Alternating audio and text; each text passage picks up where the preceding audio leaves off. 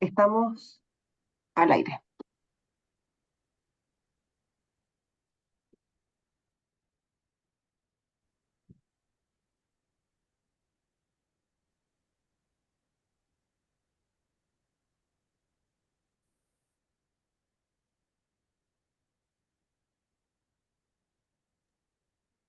Muy buenos días. Estaremos dando unos minutos para comenzar oficialmente la actividad del día de hoy. Muchas gracias por acompañarnos.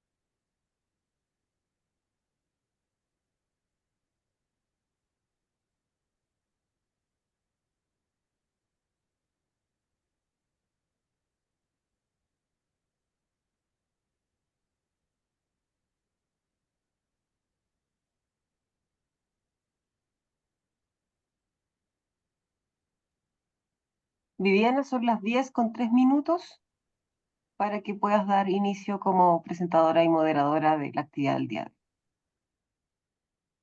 Muchas gracias.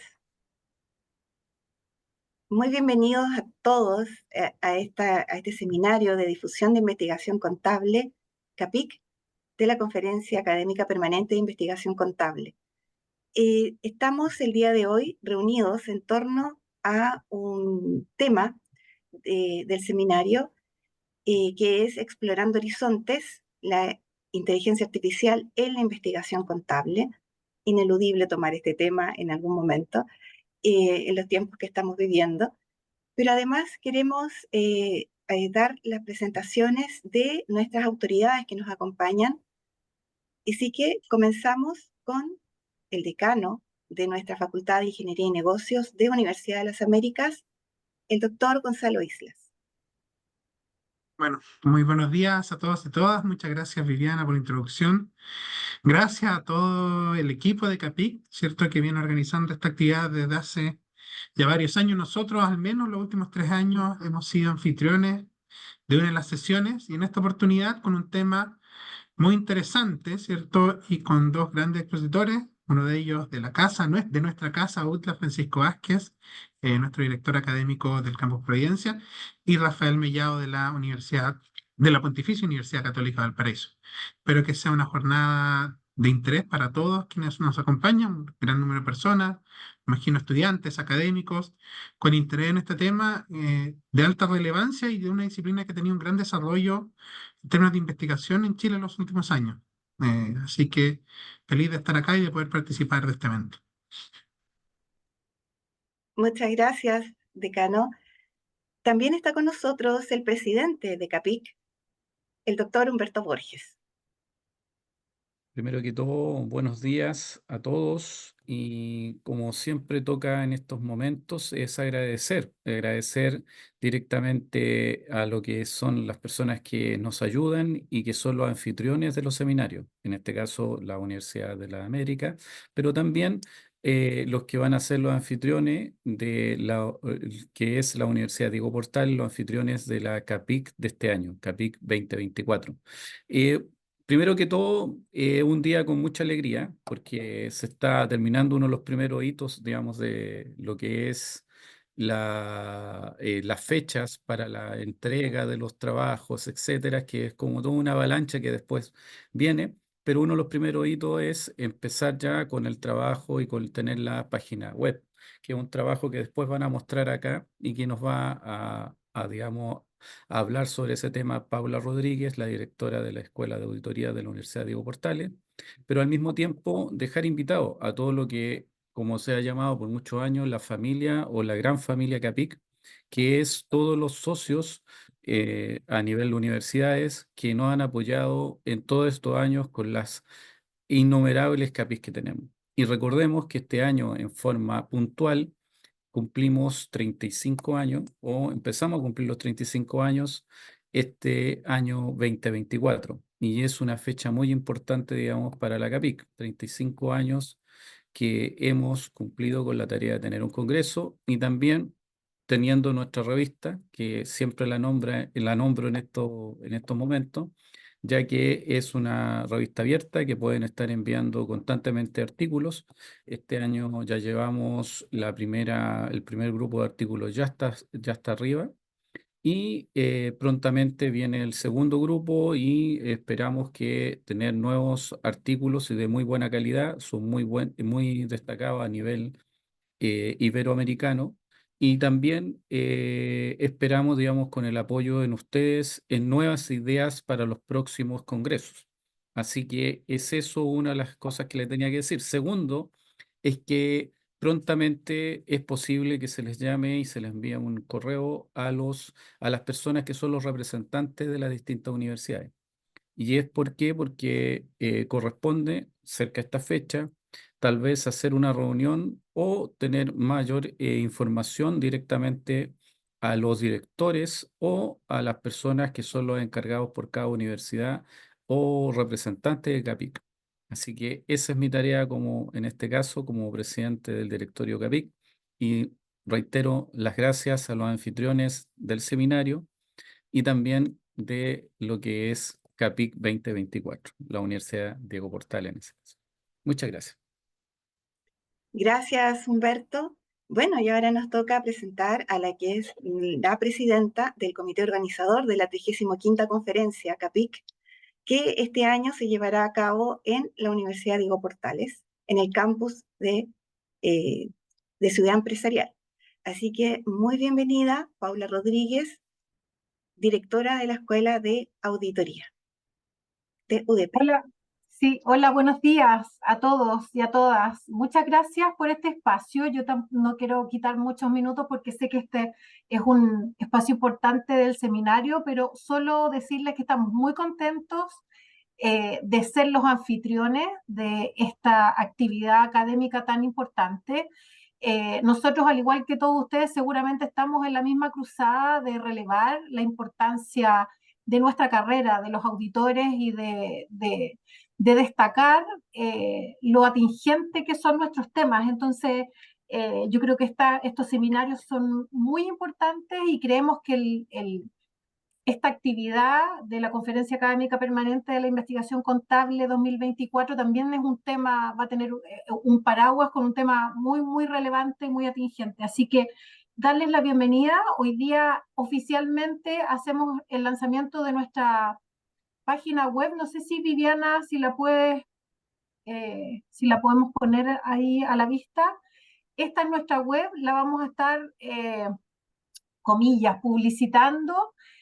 Ha sido un trabajo muy importante que ha desarrollado Maximiliano Espinosa, que es nuestro secretario académico de la escuela. Ahí salen los organizadores. Nosotros somos la Escuela de Auditoría de la UDP. Y esto se va a realizar en nuestra Facultad de Administración y Economía, que está en Ciudad Empresarial. Si ustedes se fijan ahí en la primera página hay un video donde se muestra, más abajo, donde se muestra nuestra facultad, y donde van a estar las instalaciones que los asistentes van a poder disfrutar en esos días. Esperamos que sea del agrado y esperamos también mantener si bien va a ser en esta nueva casa, mantener la cultura y las tradiciones de este congreso que ya lleva 35 años. Yo creo que dejaría a Maximiliano por si les puede indicar algunos de los detalles de la información que pueden encontrar en la página. Por mi parte, solo agradecer esta oportunidad. Estamos muy contentos y muy orgullosos de ser parte de este congreso. Y los dejamos súper, súper invitados. Muchas gracias, Paula. Así es, están todos invitados a presentar sus trabajos. Ahí está todo el link directo hacia lo que es la plataforma de envío de trabajos. Y sí, por favor, Maximiliano Espinosa, secretario académico de la Escuela de Auditoría de UDP, quien también ha participado activamente en todo lo que es la organización de la 35ª conferencia. Y por supuesto, muchas gracias. Para no quitarles mucho tiempo, en la página web está toda la información. Tenemos un video de las instalaciones, está el valor de la inscripción y valores. Va a estar el programa que lo vamos a ir actualizando a medida que ya tengamos las ponencias oficiales. Está el programa macro, que después va a estar actualizado en lo micro o en cada una de las ponencias. Están los links con los envíos de los trabajos para las personas que deseen participar. También ahí van a estar las conferencias que las vamos a ir actualizando a medida que se vayan haciendo. Vamos a tener los links permanentes. Están todas las universidades asociadas, información de contacto, información del comité, y vamos a ir subiendo pequeñas sorpresas que vamos a ir teniendo, como todas las personas que van a participar para que puedan estar en contacto, y una serie de cosas más que tenemos preparadas a medida que vaya transcurriendo el congreso. Así que los dejamos a todos invitados a que participen y que se puedan inscribir, por supuesto. Eso va a estar ya en unos días más activo para que se puedan inscribir directamente desde la página. Muchas gracias. Muchas gracias, Maximiliano. Bien, y bueno, daremos comienzo. Vamos a dar más detalles al finalizar el seminario respecto a lo que va a ser la 35ª conferencia, a la recepción de trabajos, que ya ha comenzado, ya hemos recibido trabajo, estamos muy, muy contentos con la acogida que ha tenido este año la 35ª conferencia. Así que bien, pasemos a lo nuestro. Están todos, ¿no es cierto?, invitados a esta exposición para este seminario. Y bueno, primero contamos, muchas gracias, decano, muchas gracias, Humberto, Paula, Maximiliano. Este seminario, específicamente, que tiene la temática de la inteligencia artificial en la investigación contable, cuenta con dos relevantes exponentes.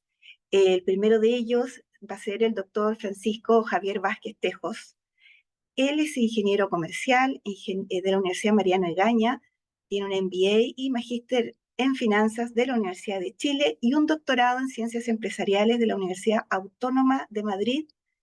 Trabaja en el campo de investigación de las finanzas corporativas y riesgos financieros. Tiene diversas publicaciones en distintas revistas académicas y científicas, y además hoy nos presenta su ponencia Ética y transparencia en la aplicación de la inteligencia artificial en investigación contable. Francisco. Muchas gracias, Viviana, por la presentación y agradecer la invitación a ser parte de este seminario. Un segundito, estoy compartiendo. Bien, como dice el nombre de esta ponencia, Ética y transparencia en la aplicación de la inteligencia artificial en la investigación contable, quiero comenzar con esta imagen, digamos, la evolución del conocimiento humano. Nuestro primer antepasado fue el Tumay, que apareció hace 7 millones de años atrás, hasta hace 1 millón de años atrás que apareció el Homo sapiens, que es nuestra especie. Si se fijan, el conocimiento del ser humano es casi plano en lo largo de nuestra vida. Solamente podríamos decir que el 0,1% de nuestra presencia, el ser humano ha incorporado conocimiento.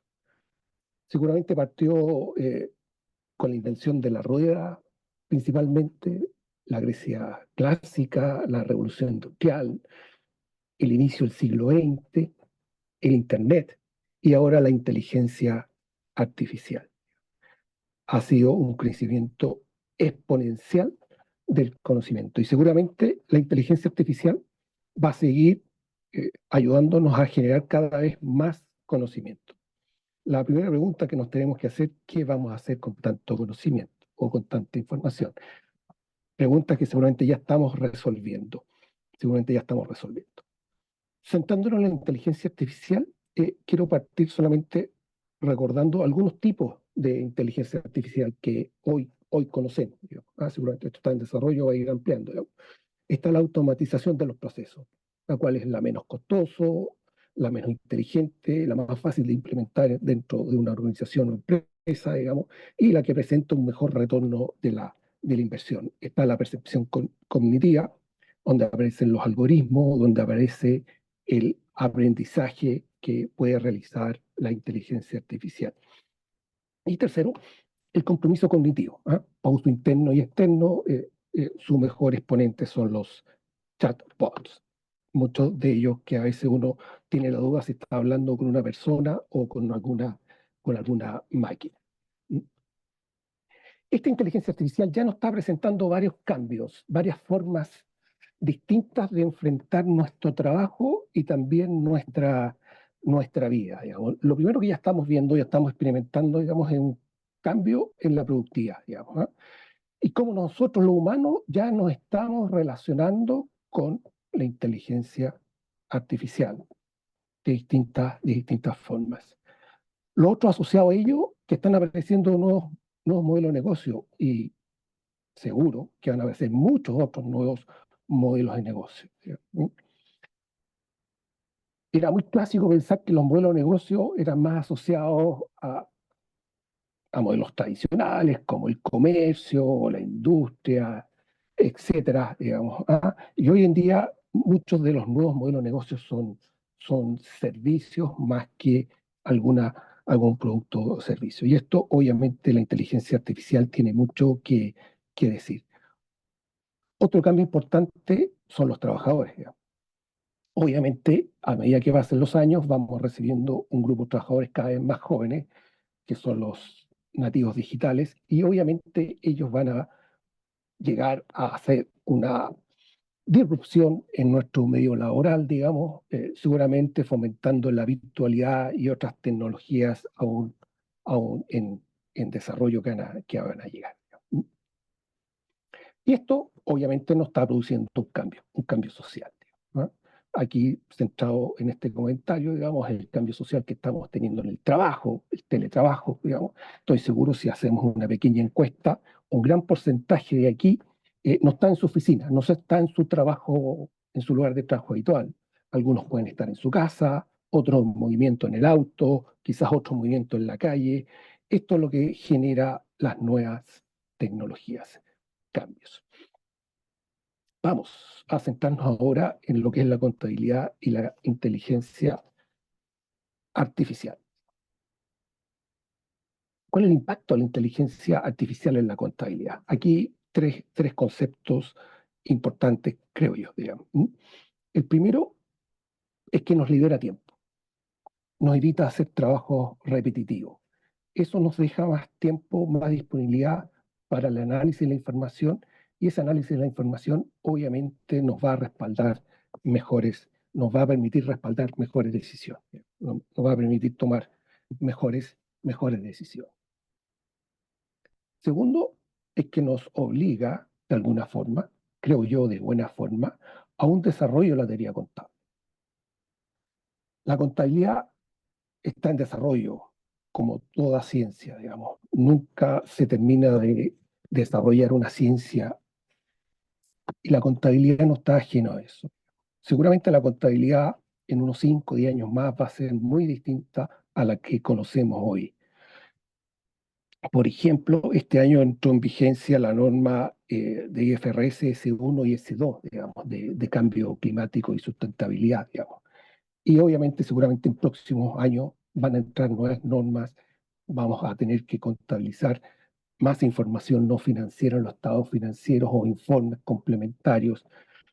Recuerdo años atrás, cuando estaba haciendo el doctorado, un grupo de colegas estaba investigando sobre la inteligencia de las empresas. Digamos, si una empresa era inteligente y cómo se podía identificar inteligencias entre distintas empresas.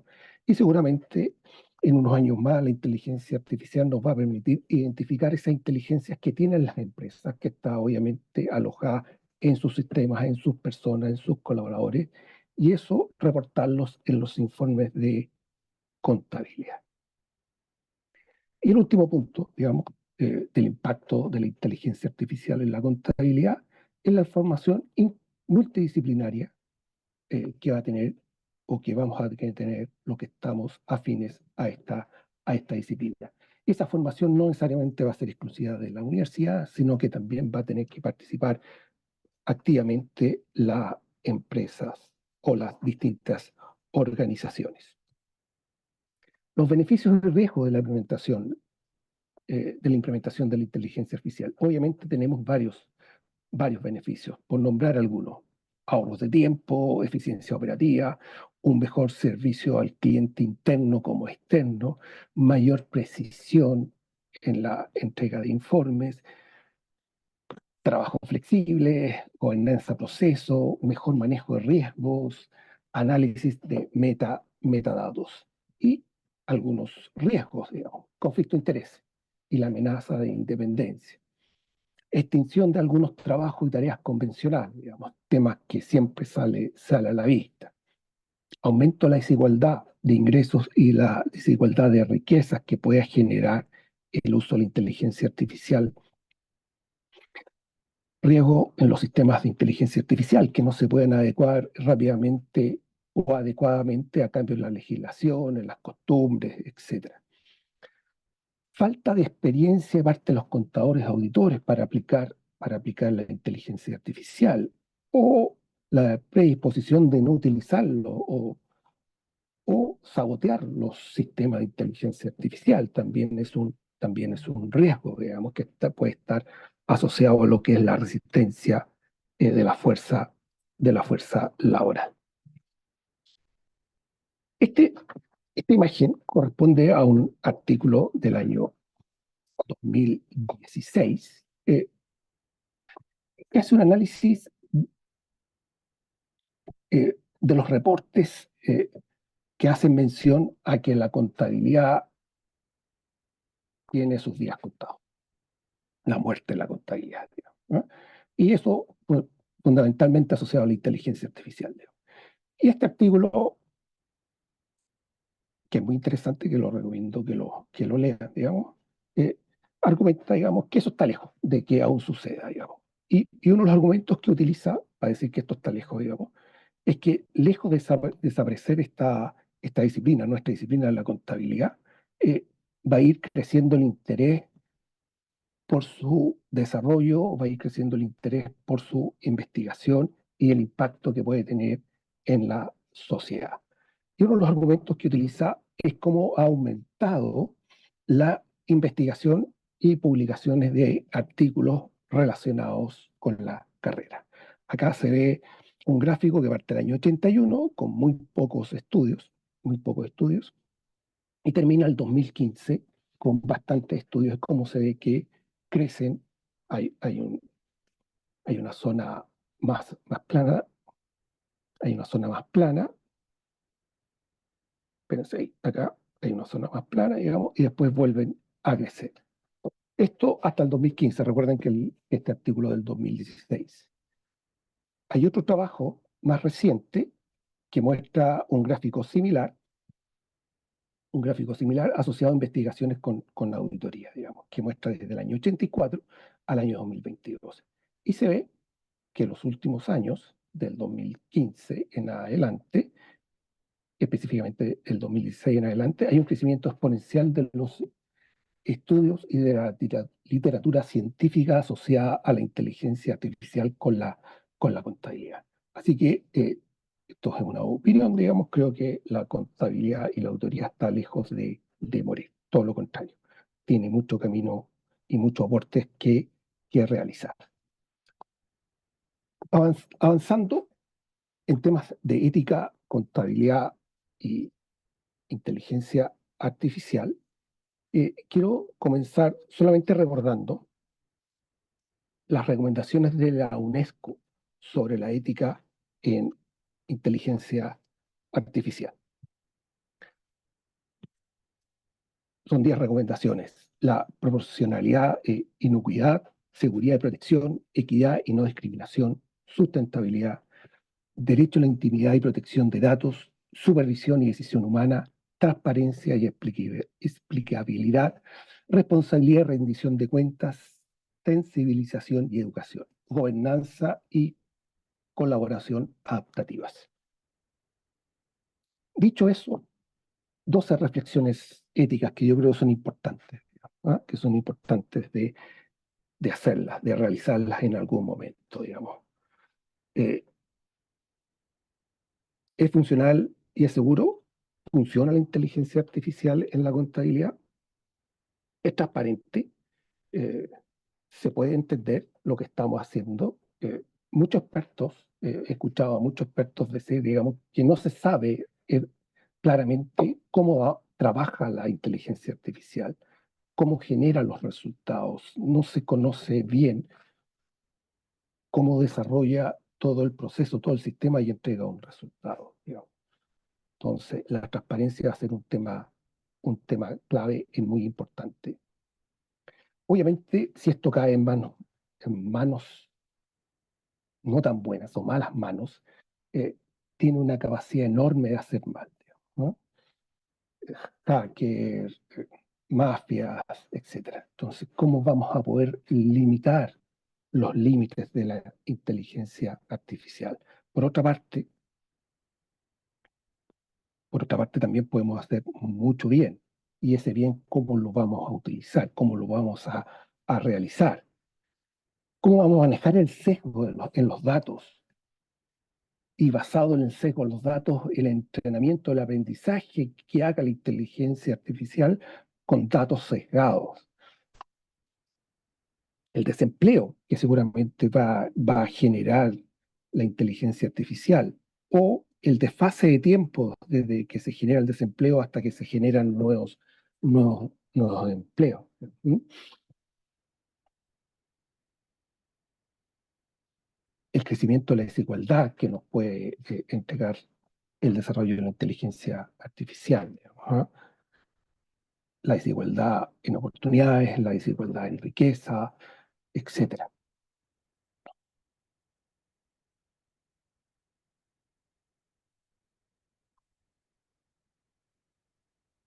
¿Qué podría pasar si la ética se automatiza por medio de inteligencia artificial, digamos, y empieza una descalificación de la moral, digamos, ¿no? Solamente una frase para asociarlo con eso, digamos, la falta de prácticas nos hace imperfectos, ¿no? Esto está muy asociado a nuestra actividad, digamos. ¿Por qué somos buenos en lo que hacemos? Porque estamos todos los días en ello.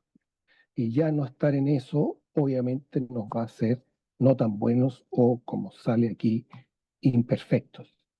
La conciencia y derechos de los robots. La inteligencia artificial va a tener derechos, va a tener conciencia. Va a ser una buena pregunta a responder, digamos. Después de esto, no hay dependencia, no hay vuelta atrás. La inteligencia artificial, igual que otras tecnologías, llegaron para quedarse. Va a depender de nosotros cómo siga desarrollándose y los usos que le hagamos.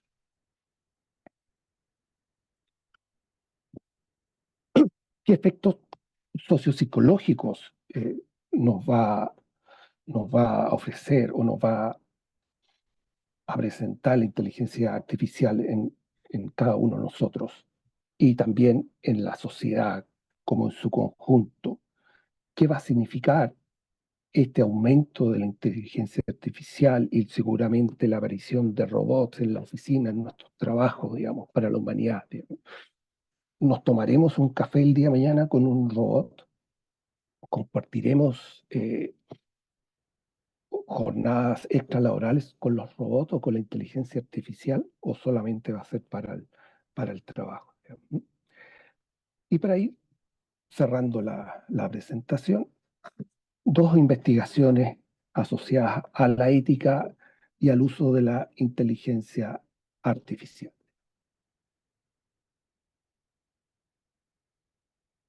Este primer estudio de Hamad, ahí abajo está, digamos, es sobre contadores y empresas de Jordania. Hicieron alrededor de 380, 379, creo que es el número exacto, de encuestas, digamos, ¿no? Donde exploraron los cumplimientos éticos de la adopción de la inteligencia artificial, los desafíos que esta enfrenta, etcétera, digamos. ¿Y qué fue lo que encontraron? Digamos?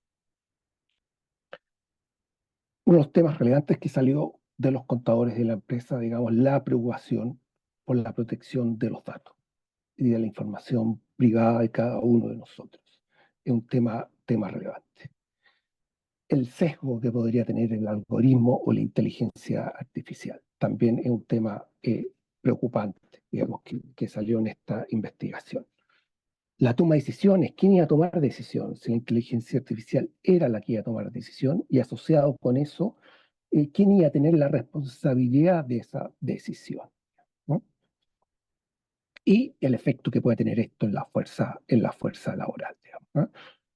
Que se pierdan puestos de trabajo o que la fuerza laboral, digamos, aportille de alguna forma la inteligencia artificial y no la deje desarrollar. Otro estudio, en Europa, digamos, el cual se basó en realizar encuestas a contadores en puestos de jefatura de auditoría, jefatura de contabilidad, etcétera. Fueron encuestas muy extensas, de 3 a 4 horas cada una, donde se indagó sobre temas de los riesgos asociados a la inteligencia artificial y la ética a la inteligencia artificial. Y las principales conclusiones quedaron grabadas en esta imagen, donde tenemos en el centro los riesgos de la inteligencia artificial. Uno de los riesgos son las futuras tecnologías que pueden llegar, ¿no?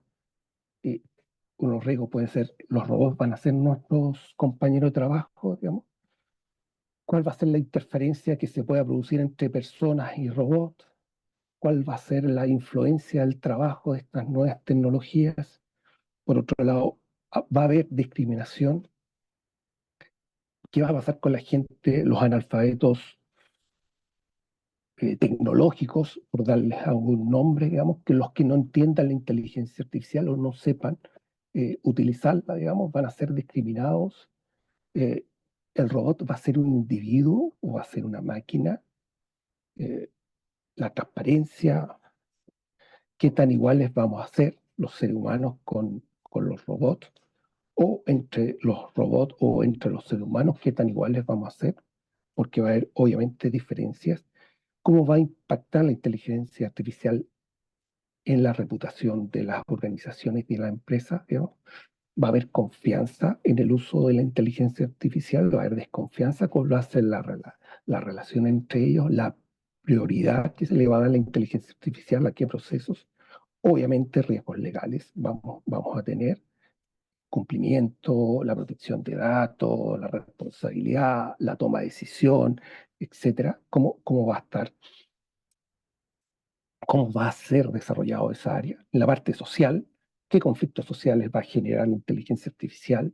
Los conflictos personales, ¿cómo se va a desarrollar la moral asociado a la inteligencia artificial?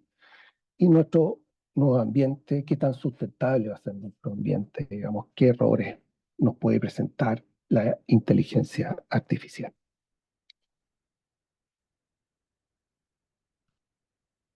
Y relacionado con los principios éticos, este estudio hizo una separación de los principios éticos de los contadores que identificaban actualmente con su trabajo diario y los principios éticos que identificaban con el uso de la inteligencia artificial. Acá estarían los propios de los contadores y aquí asociados a la inteligencia artificial. Y lo primero que uno ve es que los propios de los contadores identifica 5. Comportamiento profesional, confidencialidad, competencia profesional, el de hacer, digamos, la objetividad, la integridad. 5. Pero para la inteligencia artificial identifica 7. Es decir, entramos a un mundo más complejo. Y si se fijan, prácticamente no se repiten. ¿Qué tenemos? Eh, Solidez técnica,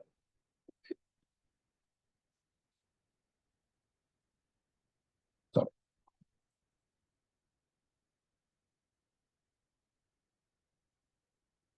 tenemos solidez técnica, transparencia, equidad, discriminación, privacidad de datos, bienestar ambiental, bienestar social, robustez técnica y responsabilidad.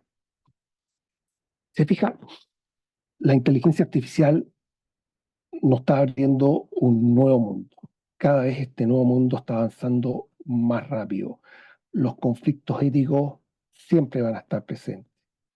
Y mi proyección es que con la inteligencia artificial estos conflictos éticos van a ir en aumento y va a depender de nosotros cómo los manejemos y los asociemos. Y para ir finalizando, como estamos en un ambiente académico, quiero finalizar con la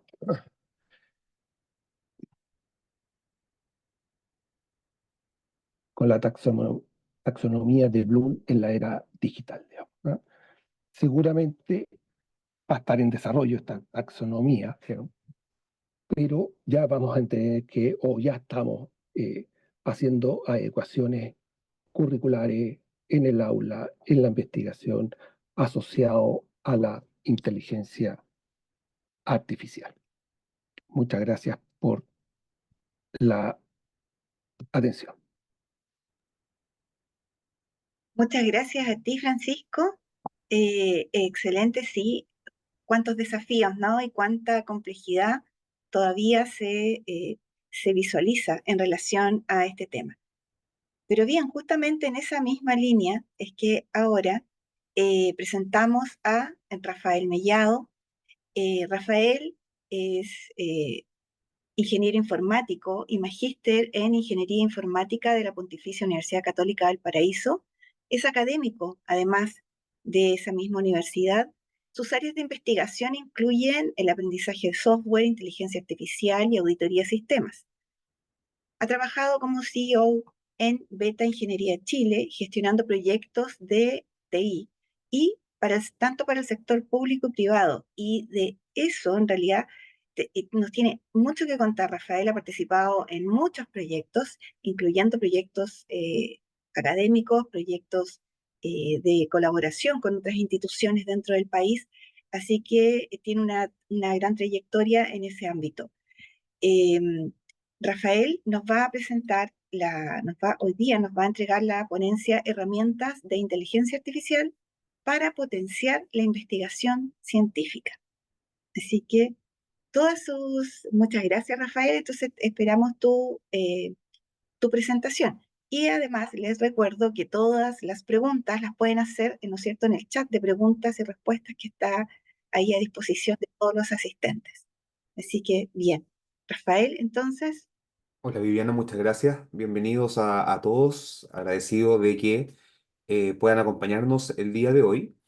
Les voy a compartir entonces la presentación que tengo para ustedes, em, que se llama Herramientas de Inteligencia Artificial para potenciar la investigación científica. En este sentido, algo relevante que es necesario destacar en un comienzo es ciertas definiciones que, a pesar ya las conversábamos en la presentación anterior. eh, ¿Qué es la inteligencia artificial? En el sentido de que la inteligencia artificial, como la vamos a abordar en la presentación de hoy día, es la simulación de procesos de inteligencia humana, pero ojo con la palabra, porque la palabra utilizada es simulación. No es reemplazo, ni siquiera es un símil o igualdad, sino que vamos a simular el razonamiento. Entre ellos, aprendizaje, que el aprendizaje también es muy acotado, que se determina a través de la adquisición de información y el uso de reglas, dejando fuera componentes como, por ejemplo, la emocionalidad. Y razonamiento, que esas mismas reglas se ocupan para tomar o no tomar decisiones y va a asimilar también procesos de autocorrección.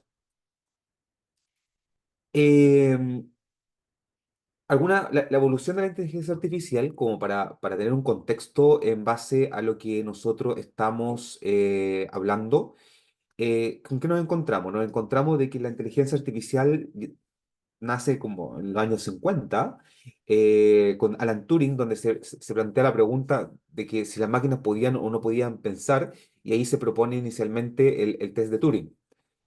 Posteriormente, ya en la década de los 60 y los 70, nacen los primeros programas con inteligencia artificial como ELIZA y ChessBlue, que iban enfocados en sistemas expertos. Ya en la década de los 80, entre medio por ahí se produce un invierno, conocido como el invierno de inteligencia artificial, pero en los 80 empieza el auge de las redes neuronales, la introducción de algoritmos y aprendizaje profundo. En los 90 a los 2000 se avanzó en el aprendizaje automático y procesamiento del lenguaje natural, PNL y el Machine Learning. Y ya en 2010 en adelante el proceso ha sido más significativo y empezamos a hablar de aprendizaje profundo y sobre todo con lo que es el aumento de la capacidad de cómputo que han tenido el hardware, y eso provee de que se pueda desarrollar mejor la inteligencia artificial, ¿sí? Bajo ese contexto es que nosotros entonces hoy día lo que vamos a hablar es sobre herramientas que nos pueden ayudar a nosotros a procesar mejor o de complemento para lo que es la investigación o productividad científica. Algunos puntos importantes antes de avanzar a las herramientas, porque como les decía, el título está enfocado en herramientas, por ende vamos a revisar 4 o 5 herramientas rápidamente para alcanzar en el tiempo. Pero antes de eso es importante saber el foco, ¿ok?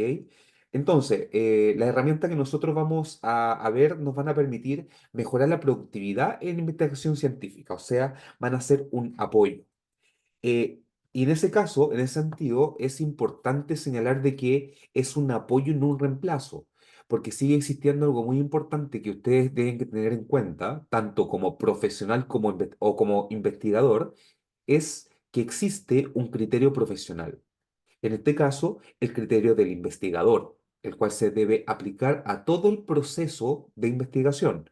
Por ende, no vamos a dejar en ningún caso de que las herramientas tomen decisiones por nosotros, sino que en realidad van a ser un complemento que nos va a ayudar a nosotros a tomar ciertas decisiones en base a nuestro proceso de investigación. Y eso va muy relacionado con la ética y la responsabilidad de autoría. Voy a aprovechar hoy día y voy a responder unas preguntas que siempre me hacen en este tipo de seminarios, de foros, de actividades. Es si yo genero, por ejemplo, con una herramienta tipo generativa, un GPT cualquiera, genero texto, párrafos o argumentos para un artículo, ¿eso es plagio? ¿Eso no es plagio? ¿Qué corresponde a eso? La verdad es que las políticas de uso de las herramientas de inteligencia artificial, las que se supone que uno tiene que leer cuando acepta el uso de la herramienta, establecen claramente que uno, al ser el autor del prompt que se utiliza para generar cierto resultado, inmediatamente eso nos hace a nosotros autores y responsables, autores intelectuales, de ese resultado, como el uso de cualquier otra herramienta de software sin inteligencia artificial. Por ende, en ese sentido, tenemos la responsabilidad de que todo lo que se genera es de nuestra responsabilidad, nuestra autoría, pero además los componentes éticos que debemos tener al momento de la escritura, si nos apoyamos en este tipo de herramientas, que en mi caso particular yo le voy a mostrar varias herramientas, pero no uso herramientas para la escritura, eso es mi labor, ¿ok? Pero sí para el apoyo y ahí vamos a ir revisando cada una de ellas, ¿ok? De distintas acciones. La primera herramienta que vamos a revisar el día de hoy es elicit.com. La tengo aquí abierta. Y Elicit, básicamente, lo que nos va a proveer, yo voy a copiar la pregunta que tengo lista, nos va a proveer la búsqueda amplia y exacta de artículos científicos en base a preguntas que nosotros podemos ir planteando, preguntas de investigación o preguntas de carácter científico. Entonces, por ejemplo, bueno, más allá de que también permite trabajar con conceptos, con extraer datos desde un PDF, por ejemplo, pero yo voy a partir con una pregunta.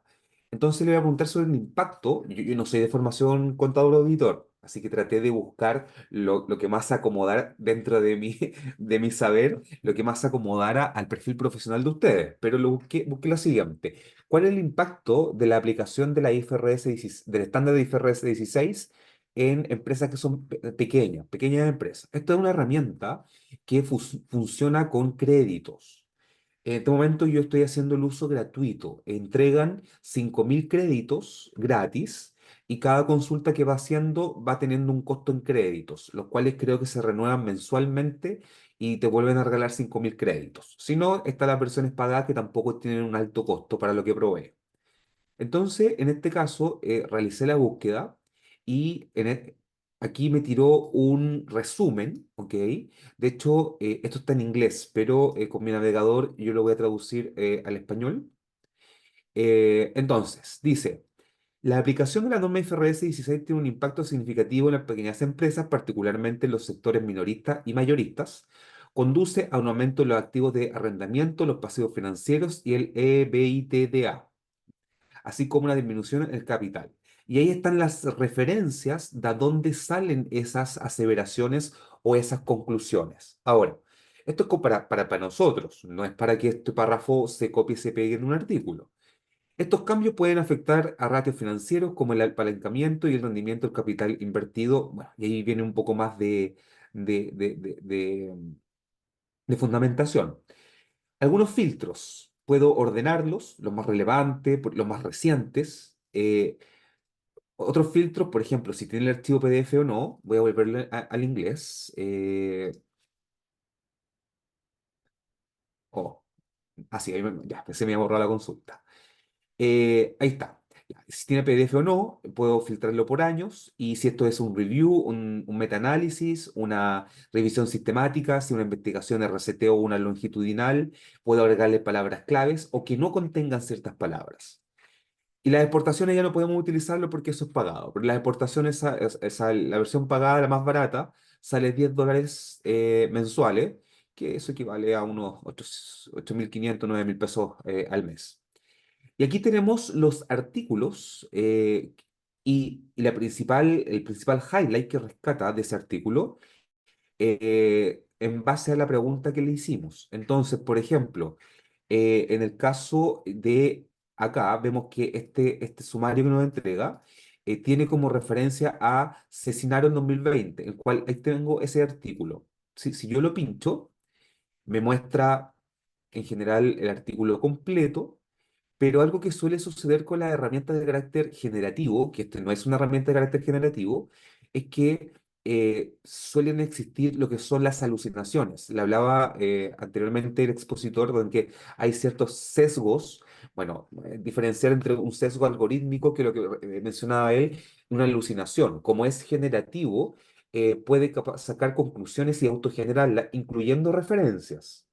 Entonces, suele suceder que a veces nos encontramos con referencias en los chats generativos que no existen. En este caso no se da eso.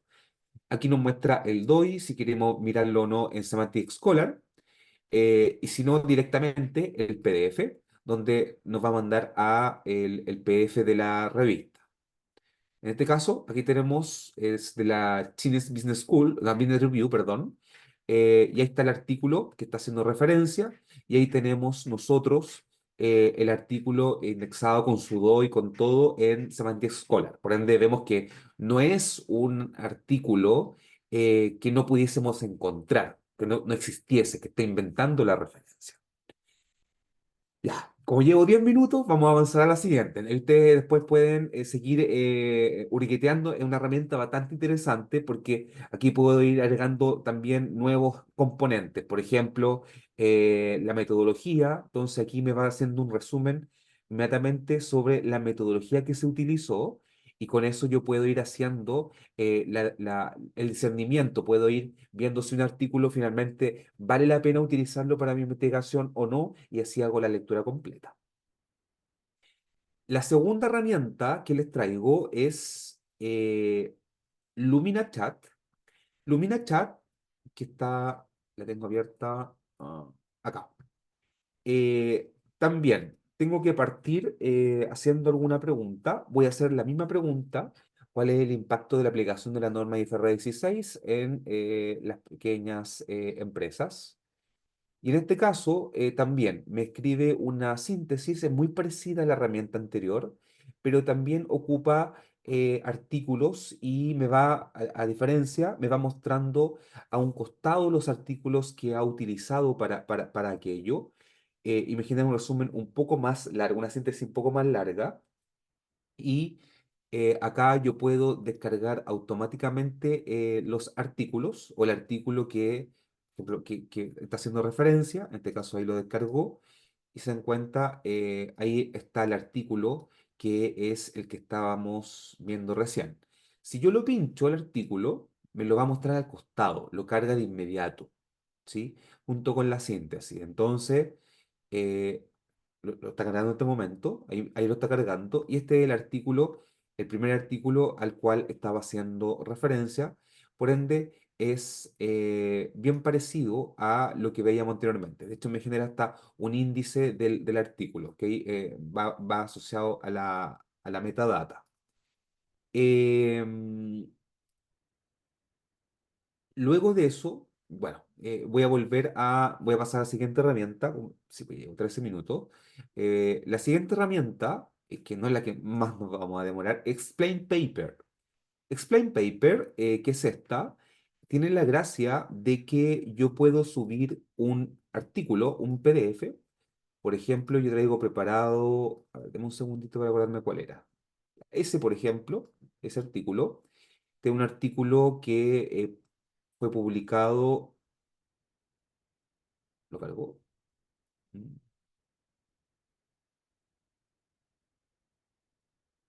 No, lo está tomando. Deme un segundito. Escritorio. Y era el número 2. Ahí sí. Y le ponemos comenzar la explicación y automáticamente el artículo se va a cargar. Este es un artículo, como les decía, que fue publicado el año 2020. Es sobre el uso de asistentes virtuales con inteligencia artificial en el aprendizaje en materia de impuestos. Esto fue publicado por mí, ok, perdón la autorreferencia, con el profesor Antonio Faúndez y María Teresa Blanco, ambos de la Pontificia Universidad Católica Valparaíso. Es un trabajo en conjunto. Entonces, en este caso, uno va pinchando partes del artículo, ¿ok?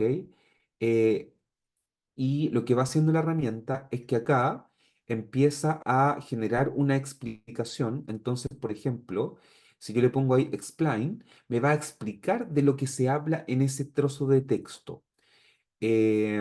Nuevamente, ahí la barrera es que está en inglés. Yo puedo traducirlo al español con el navegador web o copiar y pegarlo en un translator normal.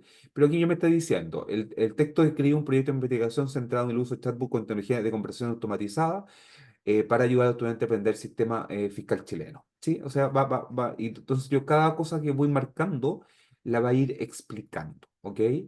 Em, le- Alguien me escribió una pregunta. Sí, me saltó ahí en el chat de la última herramienta. La voy a mirar de nuevo. Eh, entonces, esta forma me puede ir explicando el artículo. La anterior que habíamos visto era lumina-chat.com. La primera era elicit.com. La segunda es lumina-chat.com. La tercera, explainpaper.com. La cuarta, que esta es más rapidita, la que vamos a ver, por ejemplo, la tenemos acá. Me dice, bueno, aquí yo puedo buscar el paper por título, por DOI, por lo que sea. Yo ya tengo un DOI acá, lo vamos a copiar y le voy a decir que lo agregue. Va a buscar el paper y lo pincho y ahí está el paper. Puedo agregar más, por ende, lo bueno con esto es que yo puedo subir muchos artículos o papers que esté trabajando, por ejemplo, en mi estado del arte y pueden hacer match entre términos, conceptos, etcétera. Por ejemplo, yo dije, mira, este es mi paper de referencia, este es en el que yo me voy a basar. Eh, Entonces pongo trabajos similares y ahí, dependiendo de la velocidad que tenga nuestro internet, te consume. Zoom, tú sabes que consume harto. Generó, de hecho, ese grafo que ustedes ven ahí. Y estos son, miren, son puros artículos similares de distintos años, más antiguos, más nuevos. Pero, por ejemplo, aquí, si yo voy haciendo crecer esta red, nos damos cuenta que hay poca relación entre ellos. Pero, por ejemplo, acá, todos tienen una relación y todo tiene una relación con ese, con el de Tellos del 2014. ¿Sí? Si yo me voy a mirarlo, lo puedo pinchar y me va a mostrar ese artículo, ¿ok? Que es, claro, Trial Student Productive Diálogo, diálogo de agentes conversacionales configurables. Entonces, claro, que va muy, muy en la materia con lo que acabamos de buscar. Ojo que podemos hacerlo con referencia, podemos hacerlo con la cita, incluso podemos buscar los autores. Miren. De hecho, ahí a mí me encontró con ese nombre, bueno, con el mismo nombre, ahí está, miren. Y encontró la herramienta 4 artículos míos.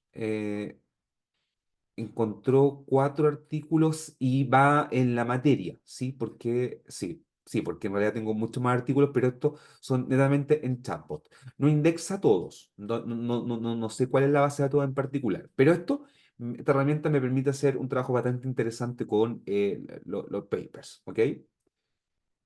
La última herramienta que vamos a ver es no quiero eso, es el conocido ChatGPT 4, pero la versión Omnium, una versión muy nueva, tiene creo que menos de un mes de lanzamiento. Esta versión, lo interesante que tiene es que se liberó de forma gratuita y es más que el ChatGPT 4, que era pagado o es pagado. Yo lo tengo abierto acá.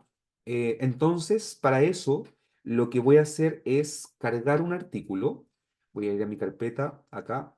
Y, por ejemplo, voy a cargar ese artículo que se llama, bueno, este es un artículo sobre automatización y robótica, también en el área de impuestos. Ese fue escrito por el profesor Famundi y por mí. Fue enviado a una revista, que es la revista chilena de Derecho y Tecnología de la Universidad de Chile. Y vamos a cargar ese artículo. Ah, esa es la diapo, perdón. Aquí. Eh, una de las cosas que permite el chat GP4 o de forma nativa es cargar documentos. Y ojo, más de uno. Entonces, por ejemplo, acá, si yo quiero saber si el artículo tiene, tiene algo interesante para mí, lo primero que yo le podría decir es entrégame un listado con los highlights de este artículo. artículo. Entonces, va a analizar el documento y me va a entregar cuáles son los aspectos más importantes. Entonces, ahí está hablando de los avances en RPA, la aplicación de administraciones tributarias, si existen problemas regulatorios, hay temas de transparencia y discriminación, el uso de la inteligencia artificial en RPA, el impacto en derechos humanos, ejemplos internacionales y recomendaciones, que son todas las cosas que se abarcan en el artículo. Ahora, yo podría hacer, por ejemplo, voy a una nueva conversación, yo podría arrastrar, voy a cerrar la slide para que no me estorbe entre medio, podría tomar 2 artículos, por ejemplo, y llevarlo a nuestro ChatGPT, versión Omnium, y decirle, encuentra, no, destaca y entrega un listado de coincidencias entre estos 2 artículos. Fui muy genérico. Cada uno en su área del saber debe ser más específico. ¿Coincidencia en qué? En ética, en problema. Fui como muy, muy genérico en la pregunta. Pero en realidad yo quiero mostrarle la capacidad que tiene. Entonces, ahí me está diciendo, ¿coincidencias en qué? En automatización y mejora de procesos. Hay coincidencia en que ambos hablan del derecho, o el impacto de los derechos humanos y la transparencia. También ambos artículos hablan de la eficiencia y reducción de errores. Y además hay integración de tecnología avanzada, donde el primero habla sobre inteligencia artificial, que es bueno, aprendizaje automatizado.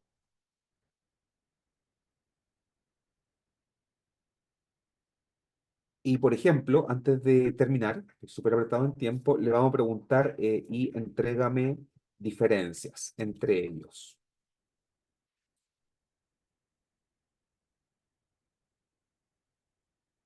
Y ahí mientras genera la respuesta, en el último punto que quiero tratar dentro de esta presentación, es que este motor trae mucho mejorado todo lo que es análisis de datos. De hecho, personalmente lo he estado testeando harto y está dando mismos resultados que, por ejemplo, análisis estadístico con Python. Yo soy informático, así que programo en Python.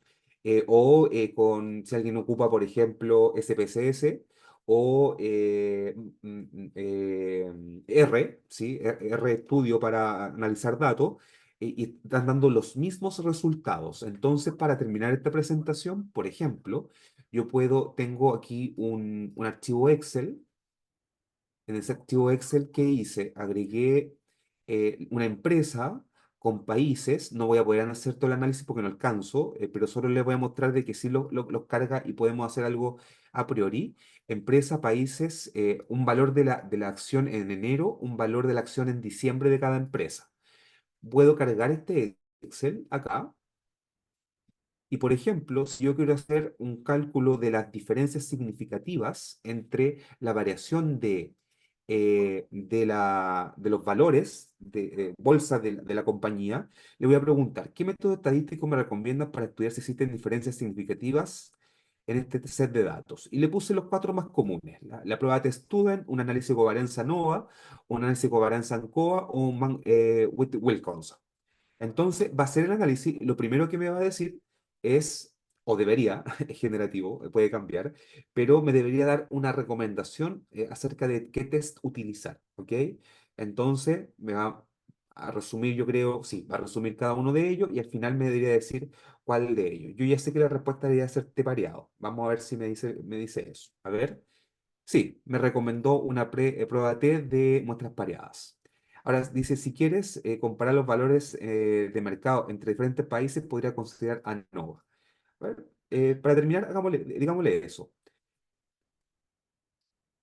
Compara, compara los valores de mercado usando ANOVA. Con esto finalizamos, ¿ok? Bueno, esta herramienta permite editar las tablas, generar gráficos en línea, gráficos interactivos. Permite exportar esos gráficos, exportar esas tablas. Miren, hice el análisis, me tiró el valor estadístico, me tiró el P de 0.078, lo cual dice que no hay diferencias estadísticamente significativas entre los valores de mercado de los países, en la empresa de los países.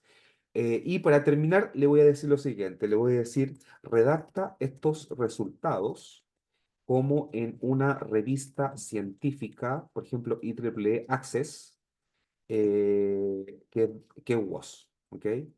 A ver qué es lo que hace. Entonces y ahí me tira un párrafo de cómo debería ser escrito de hecho lo está dejando tal como se hace en la revista. Le agregó un poco más, pero más o menos así es como se hace en la revista. Entonces yo le puedo decir que lo exprese y lo deje listo de cómo debería ser en la revista. Y siempre hay que hacer el ajuste y hay que revisar, porque nuevamente, como les decía en un principio, importa mucho el criterio de cada uno de nosotros al momento de hacer la investigación. Eh, Queda harto por hacer.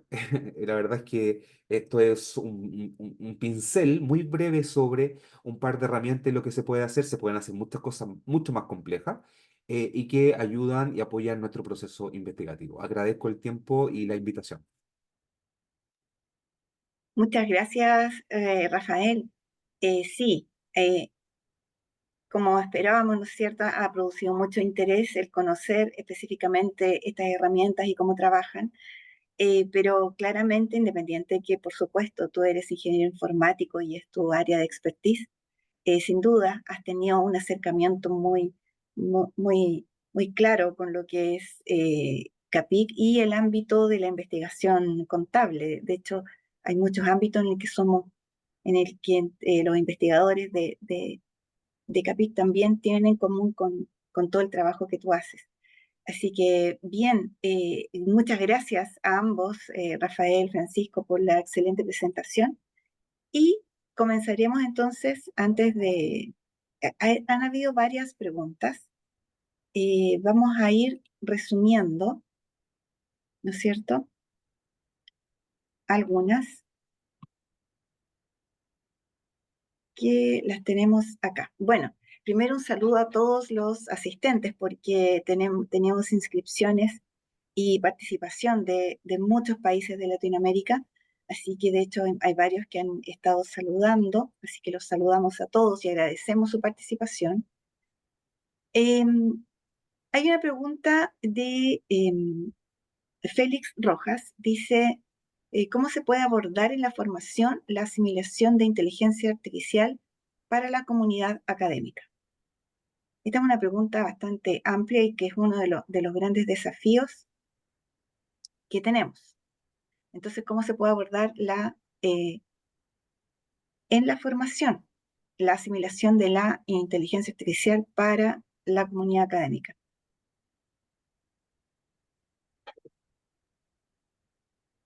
Si les Eso da parece, para una parto, excelente, ¿no es cierto? sí, buena pregunta, un buen Sí, desafío, digamos, en la academia, el día a día, digamos, ¿ah? Alguna vez escuché a un experto decir, digamos, estamos enseñando matemáticas igual que hace 200, 300 años atrás, digamos, a pesar de todo el conocimiento que tenemos. Estamos enseñando ciencias básicas de la misma forma, digamos. Y a veces somos muy tímidos en romper paradigmas de cómo enseñar, digamos. Ayer mismo estaba en una reunión con otros colegas de otras disciplinas y me decían que los chicos para responder preguntas más de análisis crítico les costaba mucho. Pero cuando les pedía a los estudiantes hacer una presentación, alguna innovación, algún PowerPoint novedoso, digamos, ahí se lucían, digamos. Yo creo que lo que tenemos que hacer es empezar a utilizar distintas herramientas, sin dejar de lado el pensamiento crítico. Yo creo que la gran diferencia del uso de la inteligencia artificial con el ser humano va a ser nuestro pensamiento crítico. Eso nos va a diferenciar, porque la inteligencia artificial siempre va a estar centrada en una tarea o en algunas pocas tareas, pero nosotros somos multitareas, ¿ah? Somos multitareas, así que ese pensamiento crítico yo creo el que tenemos que desarrollar en el aula con los chicos, apoyados obviamente con nuevas herramientas de inteligencia artificial. Y, y no temer, creo yo, a romper paradigmas.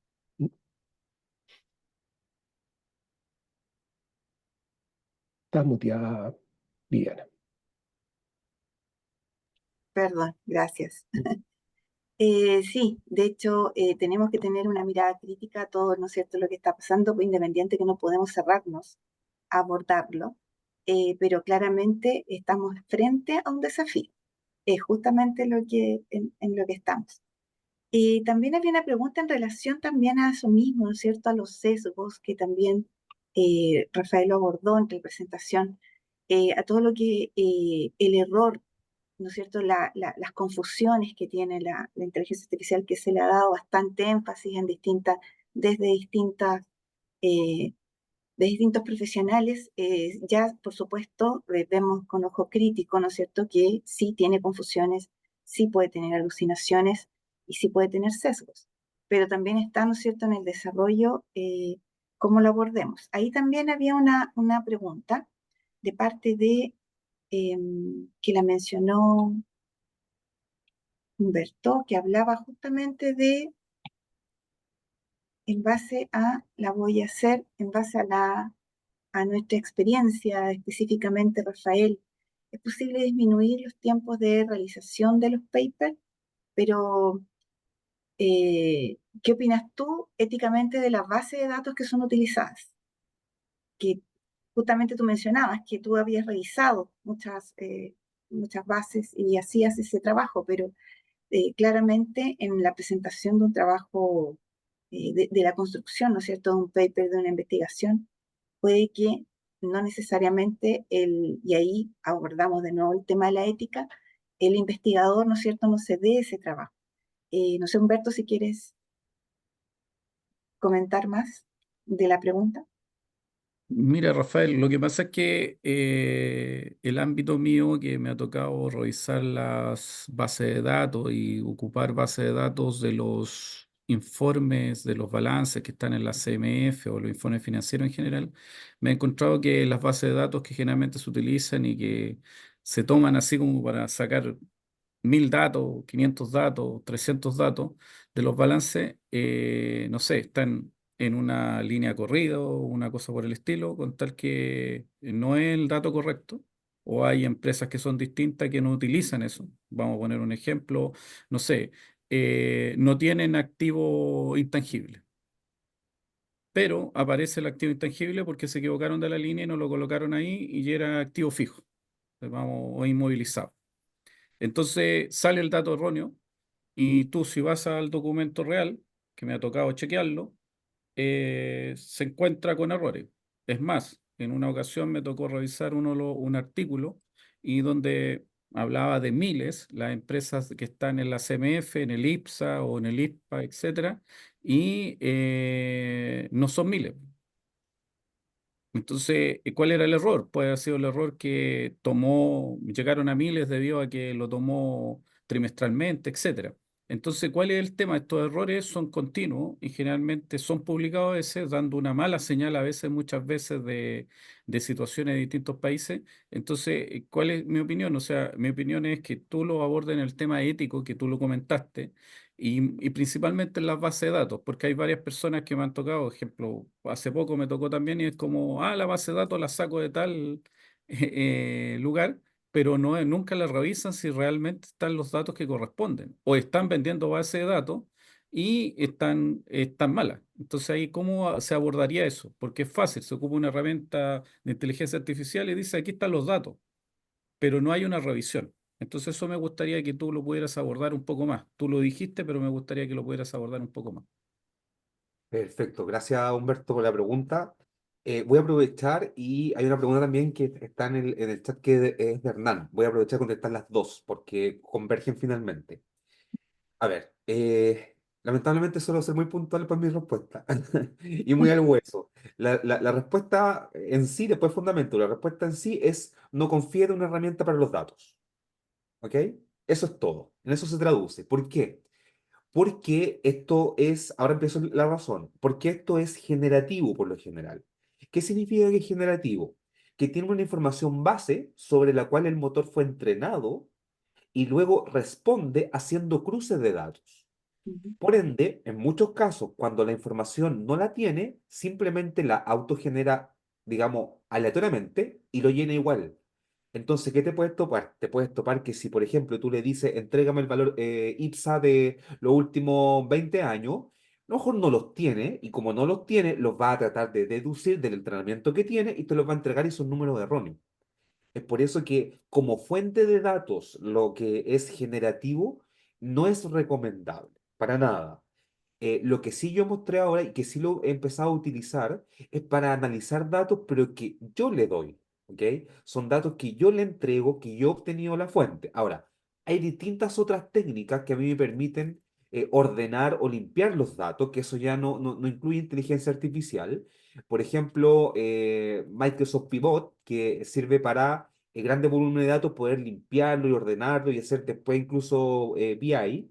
Y eso pasa porque nosotros nos tenemos que enfrentar constantemente a analizar datos. Por ejemplo, hace un tiempo me tocó trabajar con los estados financieros auditados que suben a la CMF y cada uno lo sube en su formato propio, no hay un estándar. Entonces, estar sacando los datos de ahí, por ejemplo, el formato de la RAIN Vial es uno, BTG Pactual es otro. Entonces, ¿tienen la misma información? Claro que sí, pero la expresan de forma distinta. Entonces, ahí hay otras técnicas como por ejemplo los scrapping o cosas por el estilo que te permite automatizar la extracción de datos. Pero nuevamente, eso no es inteligencia artificial, menos generativa. Quizás podríamos tener algo más asociado a análisis de imagen, si es que es un archivo escaneado.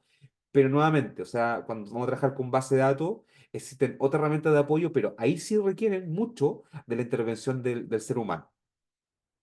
Y en base a eso también voy a aprovechar de responder la pregunta que decía Hernán. Decía él que ha participado en un seminario con expositores que le habían dicho que la autoría pasa de inmediato a ser de la inteligencia artificial. Yo no estoy de acuerdo con esa afirmación de ese seminario, sobre todo de que los propios autores o la gente que vende esta herramienta, Microsoft, de hecho, establece explícitamente de que lo que te entrega la herramienta, en este caso Microsoft Copilot, que es un derivado de o utiliza ChatGPT 4, debido a que el uso de la herramienta o el resultado que te da es producto de tu intelecto, porque tú creaste el prompt, tú creaste la pregunta, tú la refinaste, tú eres el autor.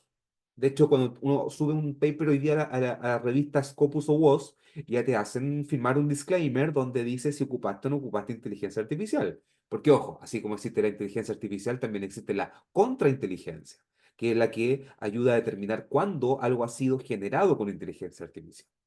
Y en sus políticas dice explícitamente, tú eres responsable, y de hecho ellos no lo apuntan a la autoría, porque estas herramientas no están pensadas solamente en investigación, ellos lo apuntan a las responsabilidades. Entonces, por ejemplo, si tú generaste un texto o generaste un contenido y este contenido lo generaste para dañar a un tercero, Microsoft no se hace, OpenAI no se va a hacer responsable por eso. El responsable eres tú, quien lo generó. Lo mismo pasa con los textos científicos, ¿ok? El responsable no es porque si no tendríamos que decir Microsoft es responsable de entregarnos textos de investigación científica. Y no es así. En realidad somos nosotros los que ingresamos las instrucciones asociadas para obtener esos resultados. Eso se denomina ingeniería de prompt. De hecho, si ustedes buscan, hoy día incluso hay hasta carreras cortas que se llaman ingeniería de prompt, que sobre todo en Estados Unidos, porque es todo un tema de cómo yo hago y construyo las preguntas para que me salgan con mejores resultados. Perfecto. Muchas gracias también por tomar la pregunta la otra pregunta que estaba pendiente. Han solicitado mucho los links y los nombres de las páginas que visitaste, de las herramientas que mencionaste, así que están todos pidiendo ese listado.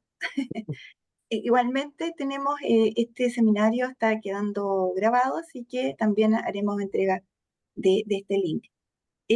Otra pregunta que también toca justamente lo que es el tema de la inteligencia desde el punto de vista esta fue una pregunta que hicieron al inicio, dice Eduardo Rojas, nos saluda desde Nicaragua, y dice, ¿qué medidas de protección se sugieren para evitar el plagio en la información?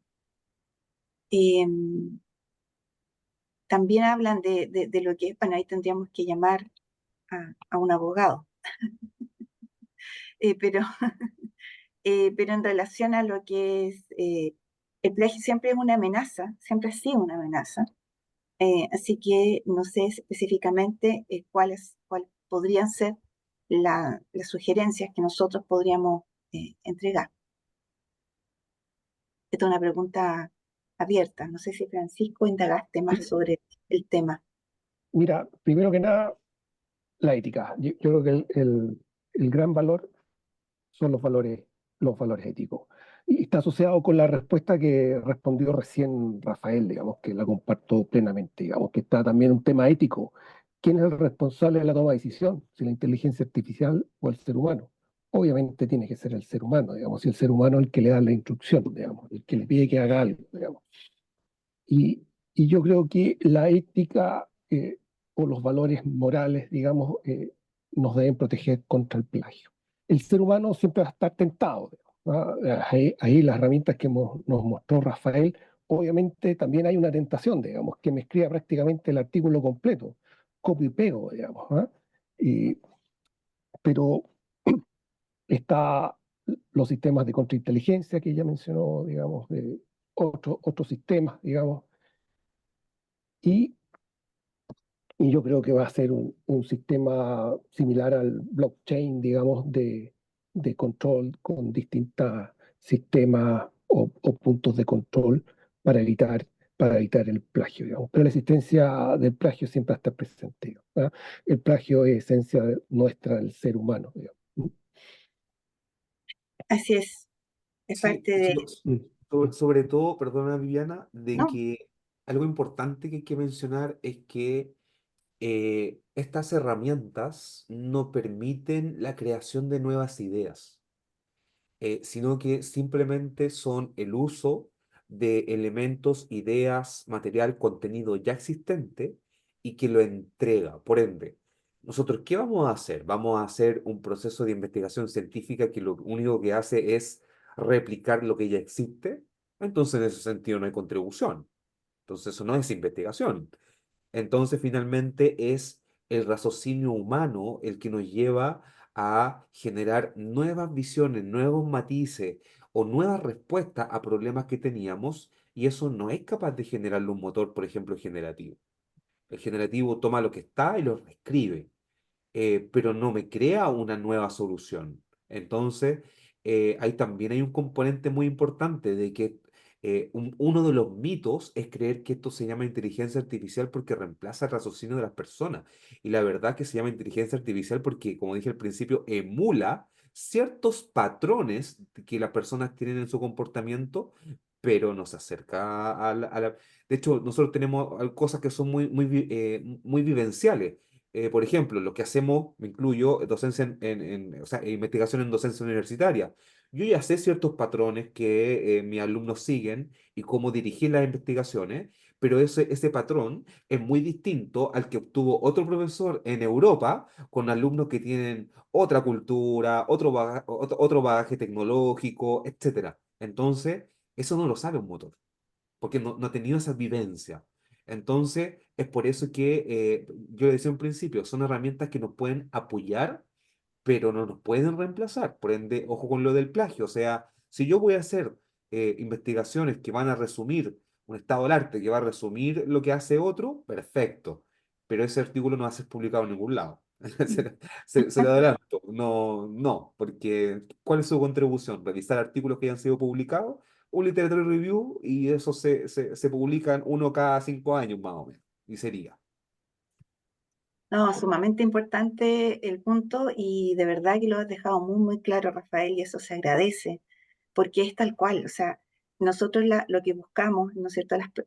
Todo lo que busca la creación de conocimiento científico justamente es crear conocimiento, no a partir y nos basamos, por supuesto, en lo que ya está, pero es el trabajo personal, ¿no es cierto?, de cada investigador o de cada académico. Así que muchas gracias. Muchas gracias, Rafael, por la excelente ponencia. Francisco, muchas gracias también por darnos todo eh, abordar, ¿no es cierto?, desde el punto de vista ético, todo lo que es este gran desafío que es la inteligencia artificial. Humberto, muchas gracias por, por todo el trabajo que realizas como presidente de CAPIC. Estamos ahí también dentro de lo que es nuestro gran eh, búsqueda, o sea, la búsqueda de aumentar y de aportar, ¿no es cierto?, a lo que es la investigación científica, que es el gran objetivo de CAPIC. En relación a eso, agradecer, ¿no es cierto?, a nuestros exponentes, agradecer a todos los participantes, que tuvimos una muy buena audiencia hoy día. A todos les va a llegar, ¿no es cierto?, los links de la grabación, también los detalles de las respuestas, ya que todos pedían, ¿no es cierto?, los links de las herramientas. Además, decirles, invitarlos, ¿no es cierto?, a presentar sus trabajos de investigación a nuestra 35ª conferencia CAPIC, que este año es del 6 al 8 de noviembre. Tenemos la conferencia que se va a realizar, ¿no es cierto?, en Santiago, en Chile, dentro de lo que es organizada por la Universidad Diego Portales y la Facultad del Campus en este caso, de Ciudad Empresarial. Aquí están todas las indicaciones. Además, el envío de trabajos, le recordamos que es, ¿no es cierto?, dentro de la página está lo que es envío de trabajos y las bases que también se les hace llegar a través de correos. Y aquí uno pincha fácilmente y llega, ¿no es cierto?, a lo que es la base. Se tienen que registrar. Si es que ya están registrados, no sé, pueden acceder y entonces pueden hacer entrega de sus trabajos de artículo de investigación científica y ensayos. Así que ya reserven las fechas. Estamos haciendo un arduo trabajo también desde el comité científico para que ustedes puedan recibir respuestas, ¿no es cierto? La primera entrega a la fecha es 14 de julio, domingo 14 de julio.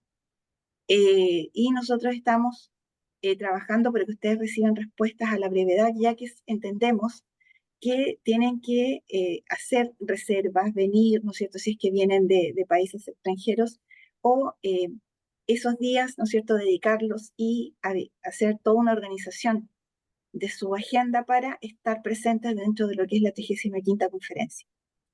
No sé si, Humberto, quieres hacer también la invitación a la revista, a presentar trabajo en la revista o algo más. Bueno, en mi caso, respecto a la revista, la invitación está abierta para enviar trabajos continuamente y al mismo tiempo sigue abierta la posibilidad también que envíen algunos trabajos pendientes del año pasado. ¿A qué me refiero? La revista siempre se va completando los números con los artículos que se presentan a los congresos. Muy poco es los que llegan en forma directa.